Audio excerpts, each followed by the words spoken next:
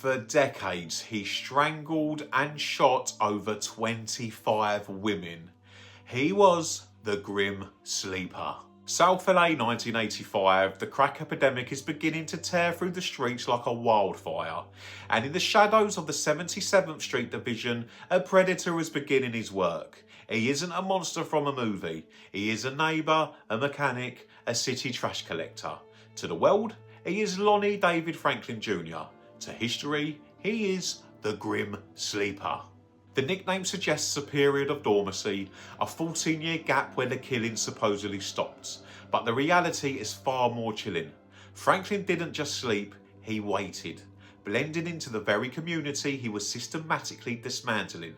His victims were almost exclusively young black women, vulnerable, often struggling with addiction, and frequently overlooked by a justice system that categorised their disappearances as NHI. No humans involved. Franklin's methodology was as efficient as it was cruel. He prowled the corridors of Western Avenue in his orange Ford Pinto or his Chrysler Sebring. He offered rides, money, or illegal substances. Once the door clicked shut, the trap was set. The violence was intimate and devastating. Franklin favoured a small caliber weapon, a .25 caliber firearm. He would shoot his victims in the chest at close range, the small bullets bouncing inside the thoracic cavity, shredding lungs and heart tissue with surgical malice. In many cases, he didn't stop at the gunshot. He would manually strangle them, feeling the life leave their bodies as his hands tightened around their throats. The aftermath was a display of utter disposability. He would wrap the bodies in discarded carpet or stuff them into plastic bags, depositing them in the filth of alleyways, hidden behind dumpsters or buried under piles of literal rubbish. He treated human beings like the rubbish he collected for his day job. For decades, Franklin moved through the world with the confidence of the invisible.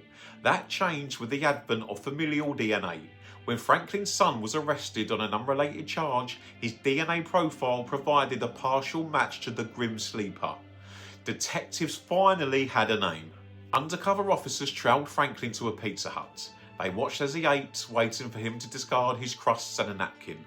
That discarded DNA was the final piece of the puzzle. When police raided his home on 81st Street, they found a trophy room of horrors.